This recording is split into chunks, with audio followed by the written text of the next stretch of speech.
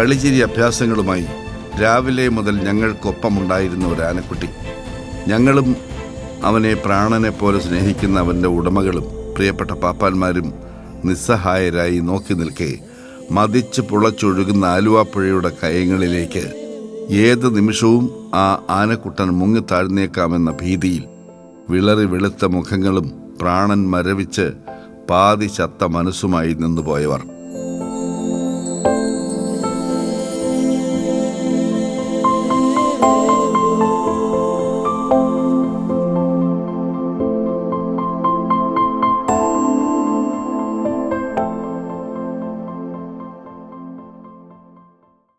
Social മീഡിയയിൽ ഇത്രയൊന്നും പ്രസിദ്ധമായിട്ടുള്ള നമുക്ക് കാണാൻ പറ്റില്ലെങ്കിലും നമ്മൾ ലൈവായിട്ട് ഒരു ആന വെള്ളത്തിലേക്ക് ഇറങ്ങി പോകുന്നത് നമ്മള് കണ്ണുകൊണ്ട് കാണാണ്. പേപ്പർ കട്ട് ഉണ്ടാവുന്ന അടുത്ത് വെച്ചിട്ടുണ്ട്. അതാ പോകുന്നത് നമ്മള് നോക്കി അല്ല, നമ്മള് വളരെ ശാന്തമായിട്ട് ആനയെ നമ്മള് ചെറിയ രീതിയിൽ ഷൂട്ടിംഗ് ഒക്കെ എടുത്ത് ആനയ്ക്ക് വെള്ളം കൊടുക്കാൻ വേണ്ടി എല്ലാം കഴിഞ്ഞു. ആനക്ക് ഇത്തിരി ആന വെള്ളം കുടിച്ചോട്ടെ ഇറങ്ങിയത്.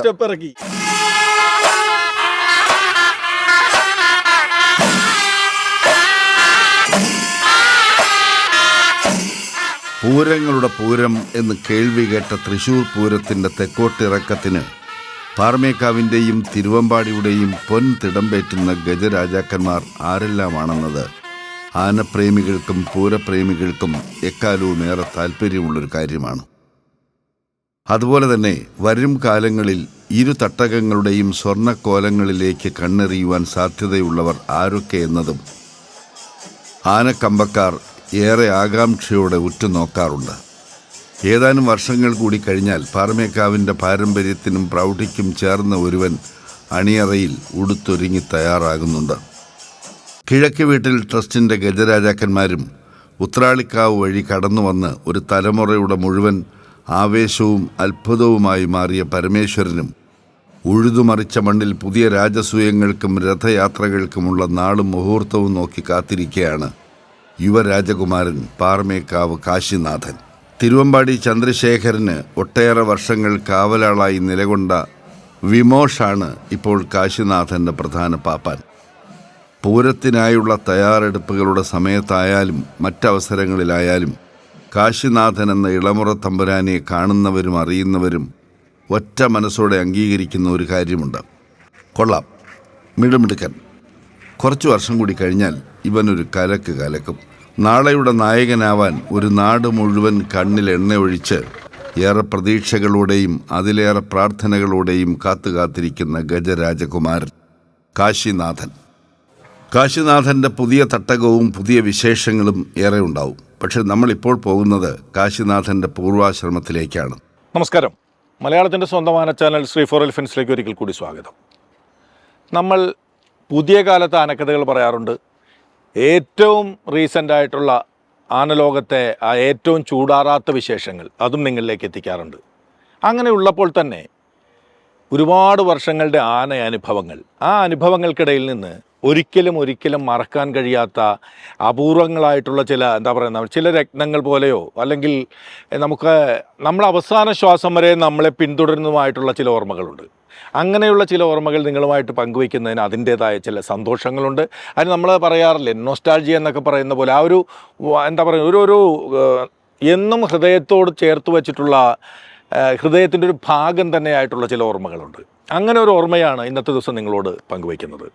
വർഷങ്ങൾക്കപ്പുറം ഇപ്പോൾ ഞാൻ നിൽക്കുന്നത് നിങ്ങൾ കാണുന്ന പോലെ ഇവിടെ കാണുന്ന ഈ മരങ്ങൾ ഇതെല്ലാം ഉള്ളത് നമ്മുടെ നെടുമ്പാശ്ശേരി എയർപോർട്ടിൻ്റെ ഭാഗത്ത്, ആ ജംഗ്ഷനിൽ നിന്നും ആലുവയിലേക്ക് പോകുന്ന ഭാഗത്തുള്ള ജോസ് ടിമ്പേഴ്സ് എന്ന് പറയുന്ന തടിമില്ലിലാണ്.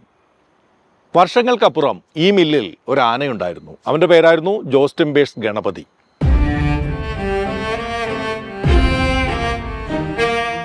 ഒരാനയ്ക്ക് മരണത്തിൻ്റെ പ്രതിരൂപമായി മാറാൻ നിമിഷങ്ങൾ മതി എന്ന് പറഞ്ഞതുപോലെ മരണത്തിൻ്റെ ചുഴിക്കയങ്ങളിലേക്ക് തുഴഞ്ഞു മാറാനും നിമിഷങ്ങൾ പോലും വേണ്ട എന്ന് കണ്ടറിഞ്ഞ് വിറച്ചുപോയ നിമിഷങ്ങൾ. 2010 ആ ഒരു സായാഹ്നത്തെക്കുറിച്ച് ഓർക്കുമ്പോൾ ഇപ്പോഴും സിരകളിലൂടെ ഒരു കൊള്ളിയാൻ മിന്നും.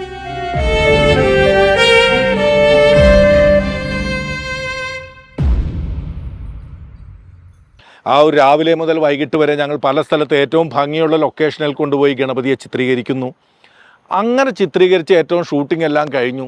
കുറച്ച് സമയത്ത് ആലുവ പുഴയിലേക്ക് ഈ ആനയൊന്ന് ഞങ്ങൾ ഇറക്കാൻ, കുറച്ച് നേരം അവനിച്ചിരി വെള്ളമൊക്കെ ഒന്ന് ദേഹത്ത് ശരീരത്തൊന്ന് തണുപ്പിച്ചോട്ടെ, ദേഹം നന്നായി തണുക്കട്ടെ എന്ന് വിചാരിച്ച് ഞങ്ങളൊന്ന് ഇറക്കിയതാണ്. പക്ഷേ ആ ഇറക്കിയതിന് ശേഷം സംഭവിച്ച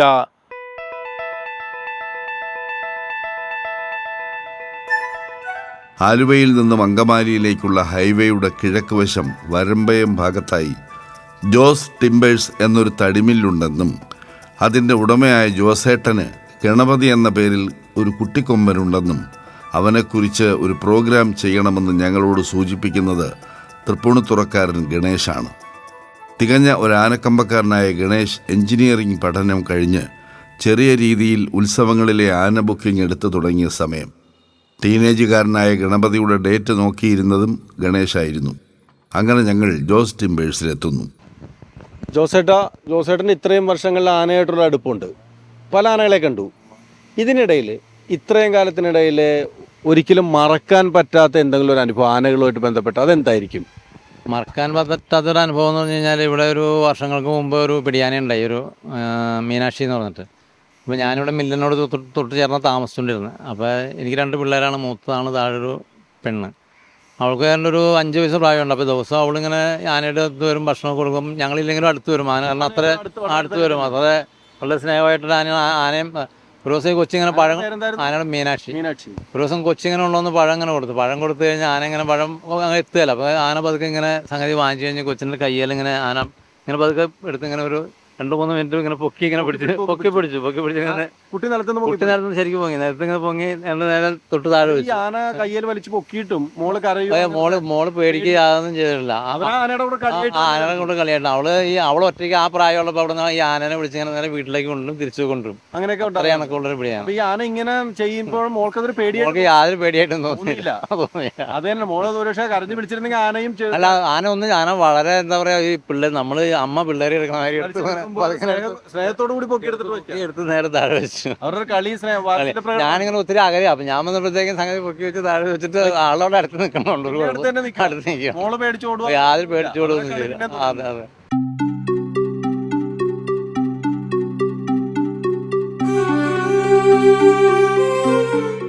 ആദ്യകാലത്ത് തടിമില്ലിലെ പണിക്ക് ആന അത്യാവശ്യമായിരുന്നു. എങ്കിലും അതിനേക്കാൾ ഉപരി ആനകളെ കാണാനും അടുത്തിടപഴകാനുമുള്ള ഇഷ്ടം കൊണ്ട് ജോസ് ടിമ്പേഴ്സിൻ്റെ ഉടമയായ ജോസേട്ടന് ഇടയ്ക്കൊക്കെ ആനകളെ വാങ്ങുകയും പിന്നീട് അതിനെ കൈമാറി അടുത്തതിനെ സ്വന്തമാക്കുകയും ചെയ്യുന്ന ഒരു ശീലമുണ്ടായിരുന്നു.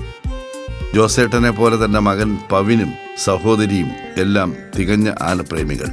അങ്ങനെ അതേവരെ ഏതാണ്ട് 20ഓളം ആനകളെ പല കാലങ്ങളിലായി സ്വന്തമാക്കിയിട്ടുള്ള ജോസ് ടിമ്പേഴ്സിലേക്ക് ഏറ്റവും ഒടുവിലായി എത്തിച്ചേർന്ന ആനമിടുക്കനാണ് ഗണപതി. ജോസേട്ടൻ ഒരു തടിമില്ലല്ലേ, തടി വ്യവസായമായിട്ടാണ് അല്ലേ? സ്വാഭാവികമായിട്ടും തടിമില്ലും തടിപ്പണിയൊക്കെ ഉള്ളവരിലേക്ക് ആനയും എത്തിച്ചേരാറുണ്ട്. ജോസേട്ടന് ഞാൻ മനസ്സിലാക്കിയത് വെച്ച് ജോസേട്ടന് ചെറുപ്പം മുതൽ തന്നെ ആനകളോട് ഒരു പ്രത്യേക താല്പര്യം ഉണ്ടായിരുന്നു. എത്ര ആനകൾ ഇതുവരെ ഈ മില്ലിൽ വന്നിട്ടുണ്ട്? അതിൽ ഓരോരുത്തരും ജോസേട്ടൻ്റെ ഏറ്റവും മനസ്സിൽ അടുത്ത് നിൽക്കുന്ന ആനകളും ഏതൊക്കെയായിരിക്കും? അതിൽ തന്നെ ഇപ്പം എൻ്റെ ഒരു ഗണപതിയുടെ ഒരു സ്ഥാനം എങ്ങനെയായിരിക്കും? കൃത്യമായിട്ട് പറഞ്ഞാൽ ഞാൻ ഓർക്കണില്ല. ഒരു 10-17 ആനകളെ വാങ്ങുകയും കൊടുക്കുകയൊക്കെ ചെയ്തിട്ടുണ്ട്. അതിലെനിക്ക് ഏറ്റവും ഇഷ്ടപ്പെട്ടത് ആന ഇപ്പോഴും ഉണ്ട് ഇവിടെ, ഈ കല്ലൂർക്കാട് ഭാഗത്ത് ബാലകൃഷ്ണൻ പേരായിട്ട്. നമ്മളുടെ ഇവിടുന്ന് പോയാനയാ? നമ്മൾ കൊടുത്തരാനയാണ്. നമ്മൾ വാങ്ങിച്ചത് കൊടുത്തരാന ഇവിടെ കല്ലൂർക്കാട് ഒരു ചക്കാലക്കുടി ബാലകൃഷ്ണൻ. എനിക്ക് ഏറ്റവും വളരെ ഇഷ്ടപ്പെട്ട കൊമ്പനാനകൾ, ഞാൻ വാങ്ങിച്ച കൊമ്പനാനകൾ ഇഷ്ടപ്പെട്ടതായിരുന്നു. പിന്നെ അതുകൂടാതെ വേറൊരു ബാലനാന എന്നൊക്കെ പറഞ്ഞ കൊമ്പനാന ഉണ്ടായി. പിന്നെ അതുകൂടാതെ ഇവിടെ അനവധി വർഷങ്ങളായിട്ട് പിടിയാന, ഒരു മീനാക്ഷി, ഒരു 10-12 കൊല്ലം മീനാക്ഷി എന്ന് പറഞ്ഞ ആന ഉണ്ടായി. പിന്നെ ഒരു വേറൊരു ആന സിന്ധു എന്ന് പറഞ്ഞ ആന ഉണ്ടായി. ഈ മില്ലിലെ പണിക്ക് ശരിക്കും പറഞ്ഞു കഴിഞ്ഞാൽ ഏറ്റവും ഉപയുക്തമായിട്ടുള്ളത് പിടിയാനകളാണ്. പിടിയാനകളാണ് കുറച്ചും കൂടെ നന്നായിട്ട് പണിയെടുക്കാനും നമുക്ക് അനുസരണയും, നമുക്ക് കൂടുതൽ ഇനിയിപ്പോൾ ആനക്കാരനില്ലെങ്കിലും നമുക്ക് വേണം ഒന്ന് കൈകാര്യം ചെയ്യാം, നമുക്ക് കഴിയും. കൊമ്പനാന എന്നൊക്കെ പറയുമ്പോൾ പിന്നെ ഈ നമ്മളെ കൊണ്ട് അത്ര സാധിക്കില്ല. പിന്നെ സാധിക്കുന്ന ആനകളുണ്ട് കേട്ടോ, ഇല്ല. പക്ഷേ ഈ പിടിയാനകളാകുമ്പോൾ നമുക്ക് കുറച്ചും കൂടെ സൗകര്യം, സ്വാതന്ത്ര്യമുണ്ട്. പിന്നെ ഇപ്പോൾ ഇതിപ്പോൾ നമ്മൾ അവസാനമായിട്ട് വാങ്ങിച്ചതാണ്. ഞാനിത് ഈ ഫീൽഡ് ഈ ക്രെയിനൊക്കെ വന്ന് ഇപ്പോൾ ഇവിടെ ക്രെയിൻ ഉണ്ടായിട്ട് ഇപ്പോൾ ഒരു 10 വർഷം കഴിഞ്ഞു. അപ്പോൾ കഴിഞ്ഞു 10 വർഷം കഴിഞ്ഞു. ക്രെയിൻ വന്നു കഴിഞ്ഞിട്ട് മേടിച്ചാനാണ്. ക്രെയിൻ ഇത് കുറേ ആദ്യമായിട്ടാണ് വാങ്ങിച്ചിട്ട്. അതിനുശേഷം നമ്മുടെ ഈ ക്രെയിൻ വന്നതിന് ശേഷം 2-3 ആനകൾ വീണ്ടും മേടിച്ചിട്ടുണ്ട്. ഈ ആനയോടുള്ള താല്പര്യം കൊണ്ടാണ് നമ്മളിങ്ങനെ. ഒരിക്കലും ഇവിടുത്തെ നമ്മുടെ മില്ലിലെ തടിപ്പണി ഉദ്ദേശിച്ചല്ല നമ്മൾ ഗണപതിയെ ഉദ്ദേശിച്ചിട്ടല്ല. ഗണപതിനെ തടിപ്പണി ചെയ്യാറില്ല. പ്രത്യേകത എന്ന് വെച്ച് കഴിഞ്ഞാൽ ഇത് അങ്ങനെ വലിയ പ്രശ്നക്കാരനല്ല ഒന്ന്. പിന്നെ മൊത്തത്തിൽ നല്ല ആകാര ഭംഗിയുള്ളൊരു ആനയാണ്. ഈ ആനയുടെ സൗന്ദര്യം എന്ന് പറഞ്ഞാൽ നമ്മളതിൻ്റെ അങ്ങനെ ഓരോ ഭാഗങ്ങളെടുത്ത് നമ്മൾ നോക്കുമ്പോഴാണ് അതിൻ്റെ തല, ചെവി, വായുകുംഭം, വാല്, നഗര് ഇങ്ങനെയുള്ള ഭാഗങ്ങൾ എടുത്ത് നോക്കുമ്പോൾ ഏറ്റവും നല്ലൊരു ആനയായിട്ടാണ് എനിക്ക് തോന്നുന്നത്. മില്ലിൽ വന്നിട്ടുള്ള ആനകളിൽ തന്നെ സുന്ദരൻ തന്നെയാണ് ഏറ്റവും സുന്ദരനായ സുന്ദരനായിട്ടുള്ള ആന കൊമ്പനാന ഇതാണ്. അതേമാതിരി സ്വഭാവമാണെങ്കിലും വളരെ നല്ല സ്വഭാവമാണ്. അങ്ങനെ വേറെ ഷാട്ടുമാട്ടോ ഒന്നുമില്ല. നമുക്ക് അത്യാവശ്യം അടുത്തെല്ലാം ഒക്കെ ചെയ്യാം. മൂവാറ്റുപുഴയിലുള്ള ആൽബിയിൽ നിന്നാണ് മോഹവില്ല തന്നെ കൊടുത്ത ജോസേട്ടൻ ഗണപതിയെ സ്വന്തമാക്കിയത്.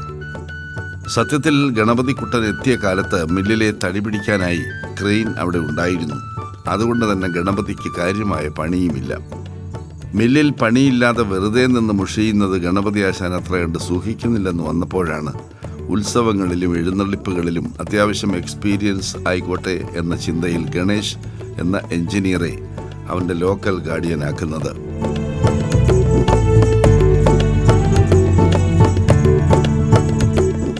എനിക്ക് മാറ്റം വന്നു. അതുപോലെ നമുക്കൊക്കെ മാറ്റം വന്നു. എനിക്ക് മുടി പോയി, വീഴ്ച വന്നു. ആന അതുപോലെ ആന സൈസിന് ഭയങ്കര അന്ന് ഞാൻ പറഞ്ഞൊരു വാചകമുണ്ട്, 10 വർഷം കഴിഞ്ഞ് കഴിഞ്ഞാൽ ആനക്കുട്ടിയെ കണ്ടു കഴിഞ്ഞാൽ ശരിക്കും നെട്ടും. അതുപോലെ തന്നെയാണ് കാശിനാഥൻ. ഇപ്പൊ ശരിക്കും ഭയങ്കര സന്തോഷമാണ് ആന്റെ അടുത്ത് നിൽക്കുമ്പോൾ. എനിക്കൊരു പ്രത്യേക ഞാൻ കുറെ നേരം ആന്റെ അടുത്ത് തന്നെയായിരുന്നു, കാശിനാഥന്റെ അടുത്ത് തന്നെ നിന്നിരുന്നത്. അങ്ങനെ നമ്മള് പരിപാടി എടുത്തതും ഒക്കെ ആയിട്ട് ഒരുപാട് ആനകൾ ഇവിടെ ഉണ്ട്. അങ്ങനെ നമുക്കൊരു കുറെ അനുഭവങ്ങളുണ്ട്. മണിമല സ്വദേശിയായ ബിനുകുമാറാണ് പാപ്പാൻ. പക്ഷേ ഗണപതി തടിപ്പണിയുടെ കാര്യത്തിൽ ചെറിയ പ്രായത്തിൽ തന്നെ ആളൊരു കില്ലാടി. കുട്ടിക്കൊമ്പനേക്കാൾ ഉയരത്തിൽ അട്ടിയിട്ടിരിക്കുന്ന മില്ലിലെ വൻമരങ്ങൾക്ക് മേലേക്ക് ഒരു ട്രപ്പീസ് കളിക്കാരനെ പോലെ കയറി നിന്ന് ഗണപതി മാമരങ്ങളാകുന്ന മല്ലന്മാരെ കൈകാര്യം ചെയ്യുന്നത് കണ്ടാൽ ആരും നോക്കി നിന്നു പോകും. ആനലോകത്തേക്ക് ഇറങ്ങിയതിൻ്റെ ആവേശത്തിൽ ഏഷ്യൻ ആനകളുടെ ശാസ്ത്രീയ നാമമായ എലിഫസ് മാക്സിമസ് എന്ന സ്റ്റിക്കറൊക്കെ ഒട്ടിച്ച് ഒറ്റയാൻ എന്ന പേരുമിട്ട് സ്റ്റൈലാക്കിയ കാറിലാണ് ഗണേശന്റെ സഞ്ചാരങ്ങൾ.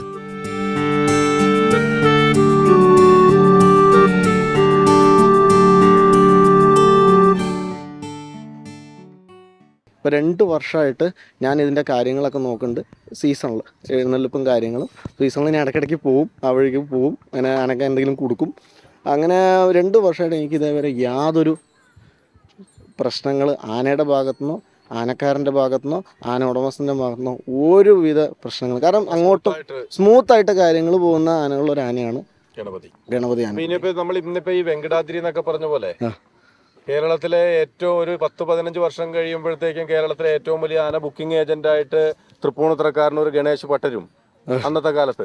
അന്ന് ഏറ്റവും വലിയ ആന നോക്കി കഴിയുമ്പോഴത്തേക്കും ഏറ്റവും വലിയ ആനകളുടെ നിരയിൽ ഒരു ഗണപതി നിൽക്കുമ്പോഴത്തേക്കും ഗണേശൻ അന്നൊരു കാലത്ത് പറയുമായിരുന്നോ, ഞങ്ങളൊക്കെ ഈ ആന കുട്ടിയായിരുന്നപ്പോൾ അന്ന് ഞാൻ കൊണ്ടു നടന്നിരുന്ന ആനയാണല്ലേ എനിക്ക് കരാറുണ്ടായിരുന്നത്, ഒരു അവസരം ഉണ്ടായെന്ന് പ്രതീക്ഷിക്കുന്നതല്ലേ? തീർച്ചയായിട്ടും ഞാനത് പറയും. ഗണേശന്റെ ഒറ്റയാൻ വണ്ടിയുടെ കാര്യം ഓർക്കുമ്പോൾ അന്ന് ഗണപതിക്ക് മാത്രം അവകാശപ്പെടാൻ കഴിയുമായിരുന്ന മറ്റൊരു പത്രാസിനെ കുറിച്ച് പറയാതെ പറ്റില്ല. ആനക്കാർക്ക് ഇന്നത്തെ പോലെ ഫാൻസും സ്വന്തം കാറുമൊന്നും ആയിട്ടില്ലാത്ത അക്കാലത്തും പക്ഷേ ഗണപതിയുടെ പാപ്പാന് കാറുണ്ട്. രാവിലെ തൻ്റെ ബ്രാൻഡ് ന്യൂ മാരുതി കാറിൽ വന്നിറങ്ങി ഗണപതിയോട് കുശലം പറയുന്ന മണിമലക്കാരൻ ബിനുകുമാർ അന്നൊക്കെ അത്യപൂർവമായ ഒരു കാഴ്ചയുമായിരുന്നു.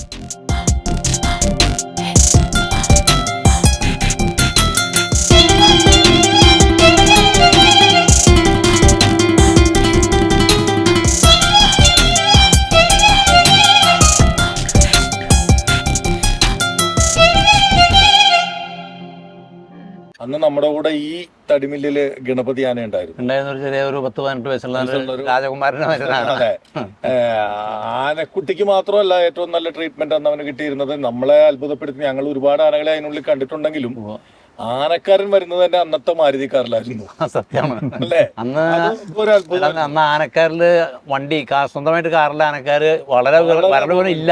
ഇല്ല, അങ്ങനത്തെ ഒരു ആനക്കാരനായിരുന്നു. അല്ല ഞങ്ങൾ അങ്ങനെ ഒരു കാഴ്ച ആദ്യമായിട്ടാണ് കാണുന്നത്. ബ്രാൻഡ് ന്യൂ കാറിലാണ് വരുന്നത്. മാരുതി. അത് ആനയടുത്തേക്ക് വരുന്ന ഒരു ആനക്കാരൻ, അതൊക്കെ ഒരു അത്ഭുതമായിരുന്നു.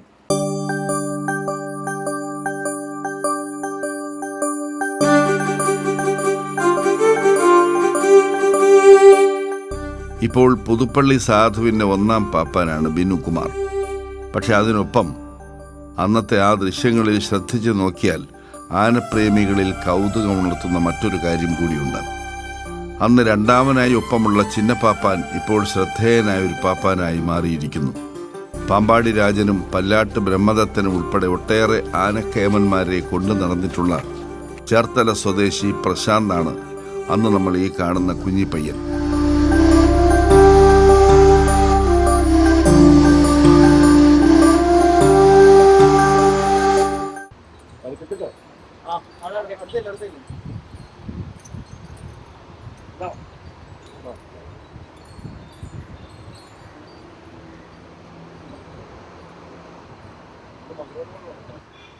എന്നോടാണല്ലേ ചോദിച്ചോണ്ട് വന്നത്. ആ മേടിച്ചതിനാ ഭയങ്കര വിദഗ്ധനാ. എന്റെ ഇല്ല.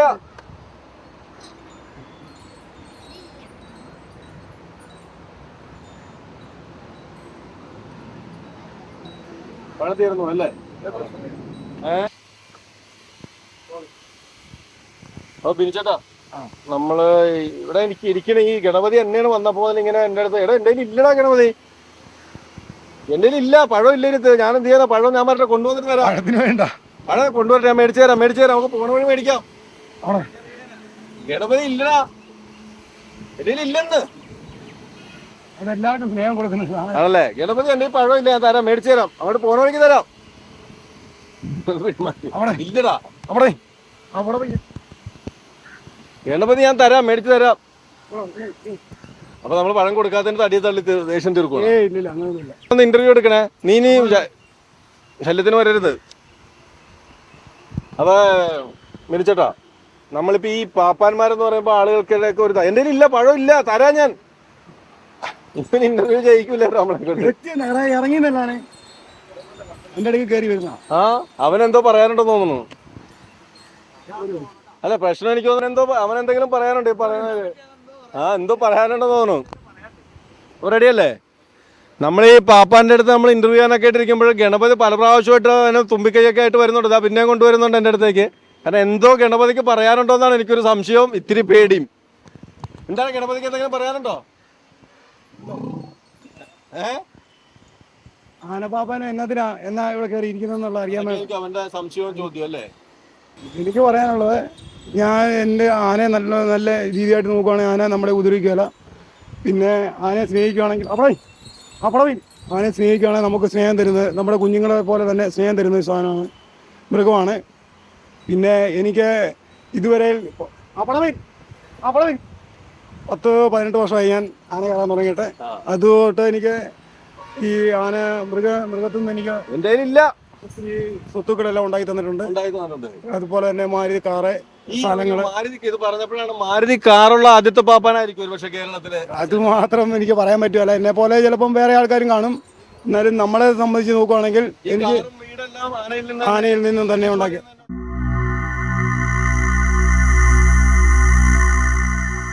അങ്ങനെ ഞങ്ങൾ ഏതാണ്ട് രാവിലെ മുതൽ വൈകിട്ട് 3-4 മണിവരെ തടിമില്ലിലും പരിസരങ്ങളിലുമായുള്ള ചിത്രീകരണം കഴിഞ്ഞ് ഇനി ഇത്തിരി കൊള്ളാവുന്ന ഒരു ലൊക്കേഷനിൽ ഗണപതിയെ കൊണ്ടുപോയി ചിത്രീകരിക്കാം എന്ന ഉദ്ദേശത്തോടെയാണ് വൈകിട്ട് 4 മണിയോടെ ആലുവ മണപ്പുറത്തെത്തുന്നത്.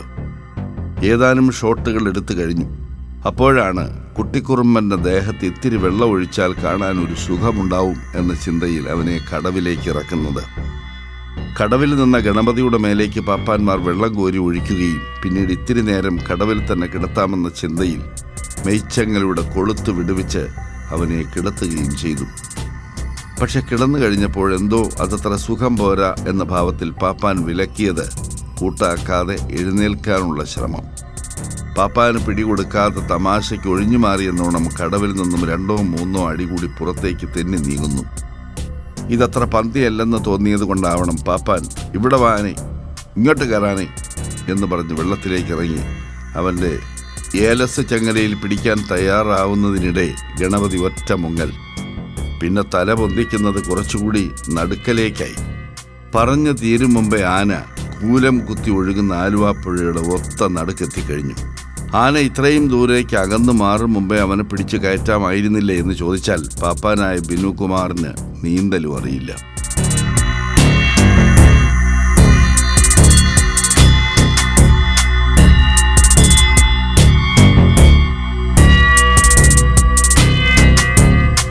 വർഷങ്ങൾക്ക് മുമ്പ് നമ്മള് ഒന്ന് കണ്ടു വന്ന് പേടിച്ചൊരു സന്ദർഭം ഉണ്ടല്ലേ? ഉണ്ട്. നെടുമ്പാശ്ശേരി നെടുമ്പാശ്ശേരി ജോസ് ടിംബേഴ്സ് ഗണപതി. നീന്തൽ അറിയാൻ പറ്റില്ല. എനിക്ക് നീന്തൽ അറിയത്തില്ല, അന്ന് ഞാൻ പറഞ്ഞതാ, എനിക്ക് നീന്തൽ അറിയത്തില്ല. പിന്നെ വെള്ളത്തിൽ ഇറങ്ങിയപ്പോൾ നമ്മൾ അതിനോട് ഷൂട്ടിങ്ങിന് വേണ്ടി വന്നു, വെള്ളം കുടിക്കാൻ വേണ്ടി ഇറങ്ങി, ഒന്ന് നനയ്ക്കാൻ വേണ്ടി ഇറങ്ങി. അന്നപ്പോൾ ആന ചങ്ങലയല്ല നമ്മൾ ഇറക്കിയിട്ടാ ഇറങ്ങി അന്നപ്പോൾ ഇങ്ങോട്ട് ഇരുന്നോളാൻ പറഞ്ഞു. ആന അവിടെ കിടന്ന് വെള്ളം കണ്ടപ്പോഴത്തേന് കിടന്ന് കളിച്ചു. എന്ന് വെച്ചാൽ ആന പണ്ടത്തെ സമയത്ത് നോക്കുമ്പോൾ എൻ്റെ കയ്യിൽ നേരത്തെ ഇരുന്നപ്പം തന്നെ ആന ഏത് ആറ്റിലും ഇറങ്ങും, എവിടെ വേണമെങ്കിൽ ഇരിക്കാൻ പറഞ്ഞാലും ആന ഇരിക്കുമായിരുന്നു. പിന്നെ അന്നത്തെ ദിവസം എന്ന് പറഞ്ഞാൽ എന്താ സംഭവം, എന്ത് പറ്റിയെന്ന് അറിയില്ല. നമ്മളൊന്ന് ആലോചിക്കുന്നതിന് മുമ്പ് അവൻ രണ്ട് അനക്കത്തിൽ ആന ചൂള വിട്ട് ആന മാറിക്കാണും. ഒരു കല്ലിലേക്ക് ഒരു കൊളുത്തുന്നതിന് മുമ്പ് അത് തന്നെ ആ രണ്ട് മുങ്ങി കഴിഞ്ഞപ്പോ ആന പിന്നെ നമുക്ക് ഏതാണ്ട് അത്ര ഡിസ്റ്റൻസിലാകും. ഇത് മാറിപ്പോയി. എന്ന് വെച്ചാൽ ആന നീന്തി എന്നപ്പം തന്നെ സെൻട്രൽ ഭാഗത്തോട്ട് എത്തി.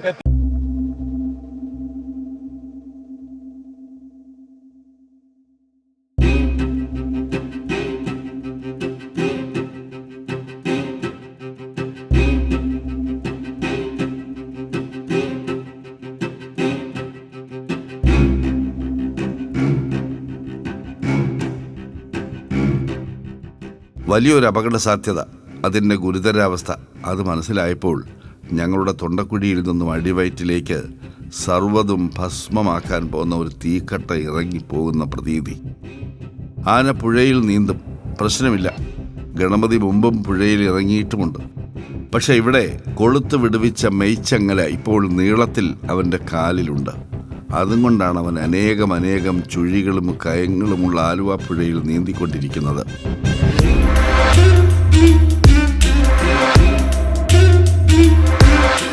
കേറുന്നവരെ നമ്മളൊന്ന് തീ തിന്നു എന്ന് വെച്ചാൽ പ്രധാന കാര്യം ആ കാലിൽ ചങ്ങലുണ്ട്.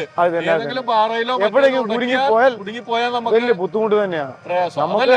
അതാ എനിക്ക് പ്രധാനമായിട്ട് ഒരു പേടിയുണ്ടായിരുന്നു. ചങ്ങലയില്ലെങ്കിൽ ആന എവിടെയെങ്കിലും ആന നീന്തൽ അറിയാവുന്ന ആന കയറി വരും, എങ്ങനെ വന്നാലും ആന കയറി വരും.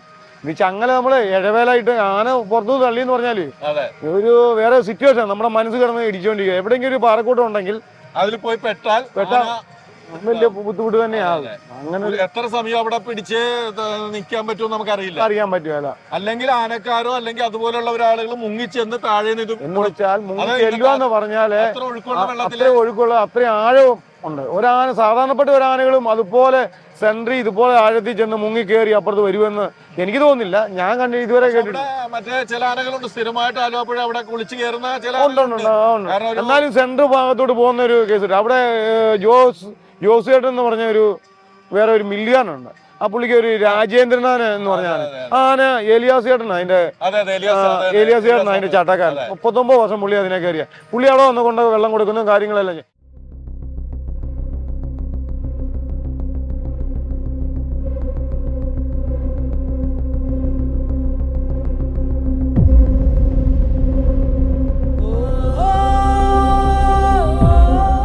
പുഴയുടെ അടിത്തട്ടിലുള്ള പാറകളിലോ ഏതെങ്കിലും പഴമരങ്ങളിലോ ചങ്ങല ഉടക്കിയാൽ നീന്താൻ കഴിയാതെ കൈകാലുകൾ കുഴഞ്ഞ് പാവം ഗണപതി.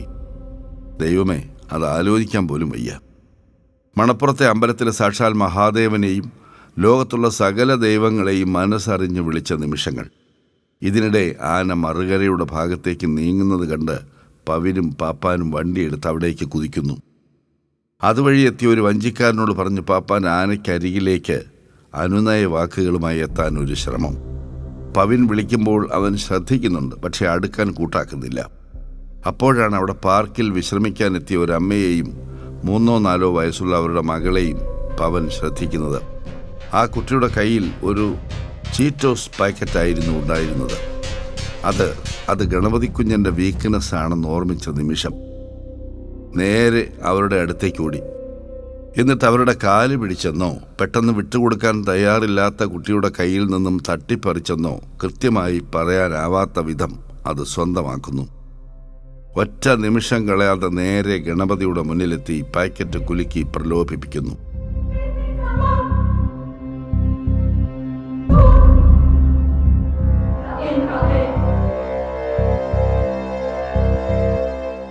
ആന ഞങ്ങൾ വെള്ളത്തിൽ കൊണ്ട് ഇറക്കാറില്ല. ഇവിടെ വേറെ ഇപ്പുറത്തെ കടവിൽ ഞങ്ങൾ ഇറക്കാറില്ലാണ്. ആന അങ്ങനെ വെള്ളത്തിൽ തെറ്റിപ്പോയിട്ടില്ല. എല്ലാ മിക്കവാറും ദിവസങ്ങളും പുഴ കൊണ്ട് കുളിപ്പിക്കാൻ. അതുപോലെ ഇവിടെ ഒരു വലിയ കുളമുണ്ട്, അതിനകത്ത് ഇറക്കി വിടും. ആന പോയി തല്ലി കേറി വരും.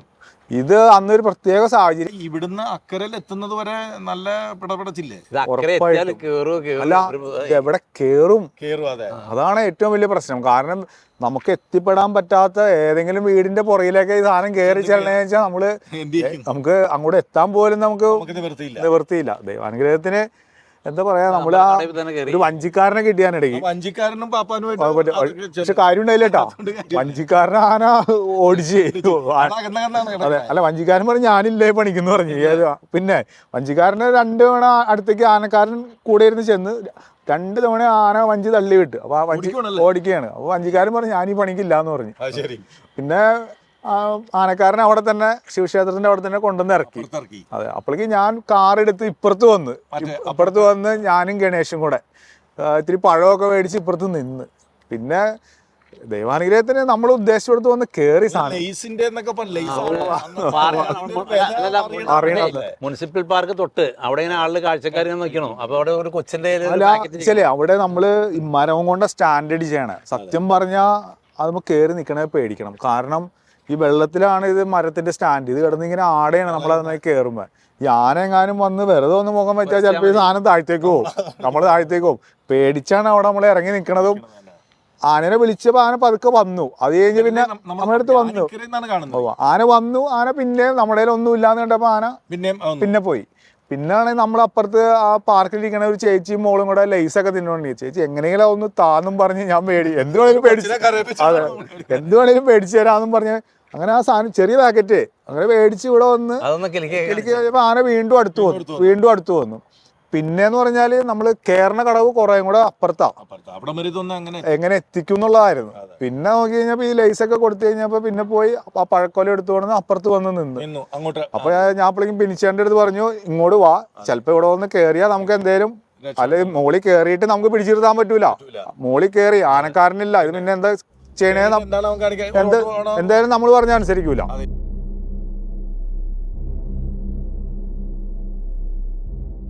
അവസാനം വെറും ഒരു ചീറ്റോസിന്റെ കിലുകിലുക്കത്തിന് മുന്നിൽ വെടിനിർത്തൽ പ്രഖ്യാപിച്ച് ഗണപതി കയറി വരുന്നു.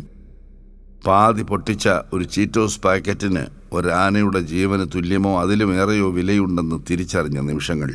ഇന്ന് തിരിഞ്ഞു നോക്കുമ്പോൾ ആ ഓർമ്മകൾക്ക് പോലും എന്തെന്നില്ലാത്ത ചവർപ്പും മധുരവുമുണ്ട്. അന്ന് പ്രവചന സ്വഭാവത്തോടെ ഗണേശൻ പറഞ്ഞ വാക്കുകൾ കുറച്ചു കൊല്ലങ്ങൾ കഴിഞ്ഞാൽ ഈ ആനക്കുട്ടിയിലൂടെയാണ് ഞാൻ ഈ രംഗത്തെത്തിയതെന്ന് പറയും.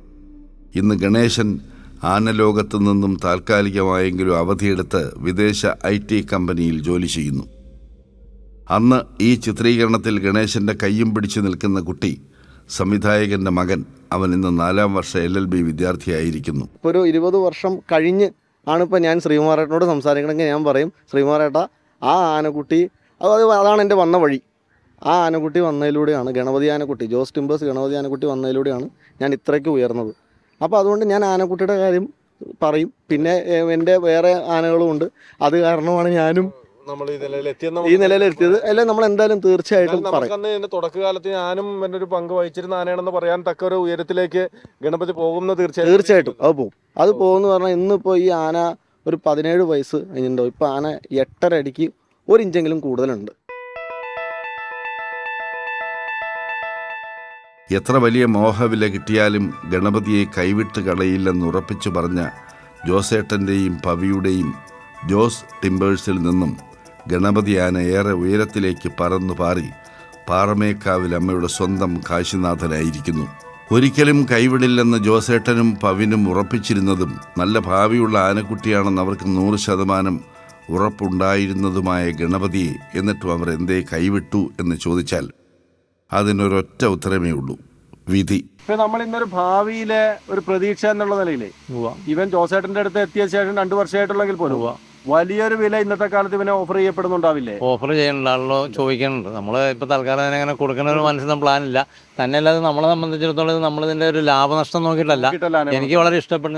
ഞാൻ ആദ്യമേ പറഞ്ഞല്ലോ, നമ്മൾ ഇതുവരെ വാങ്ങിച്ചതിൽ എനിക്ക് ഏറ്റവും ഇഷ്ടപ്പെട്ട ആനയാണ്. ഐശ്വര്യമുള്ളതാണ്. പിന്നെ അതിൻ്റെ എല്ലാ ലക്ഷണങ്ങളും നമുക്ക് എന്താ പറയുക, ഒരു ആനയെ ഇപ്പം നമ്മളൊരു 100% ഒരു ആനയുടെ മാർക്ക് നമ്മൾ ഏതാണ്ട് ഒരു 75-80% എല്ലാം മാർക്ക് മേടിക്കാൻ പറ്റിയ ആനയാണ്.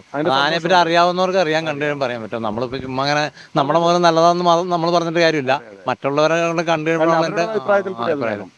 അപ്പൊ വന്ന് കാണുന്ന എല്ലാവരും നമ്മളോട് വളരെ വേണ്ടപ്പെട്ട എല്ലാവരും വന്ന് ആനയെപ്പറ്റി അറിയാവുന്നവരും ഒരു കാരണവശാലും അതിനെ കൊടുക്കരുത്. ശരി, അങ്ങനെ തന്നെ ഇരിക്കട്ടെ. ജോസ് ഗണപതി എന്നും ശരി. ഓക്കെ. കൈവിട്ട് കളയില്ലെന്ന് 100 വട്ടം മനസ്സിൽ ഉറപ്പിച്ചിട്ടും ജോസേട്ടനും കുടുംബവും ഒടുവിൽ ഗണപതിയെ കൈവിട്ടു. പക്ഷെ ആ കൈമാറ്റവും ഒരു ചരിത്രമാണ്. ഒരാന കൈമാറ്റത്തിൽ ആന ഉടമയേക്കാൾ വലിയ നേട്ടം പാപ്പാന് ലഭിക്കുക എന്ന അത്യപൂർവ സംഭവം. അതിൻ്റെ കാര്യകാരണങ്ങളും അണിയറ വിശേഷങ്ങളും മറ്റൊരധ്യായത്തിൽ.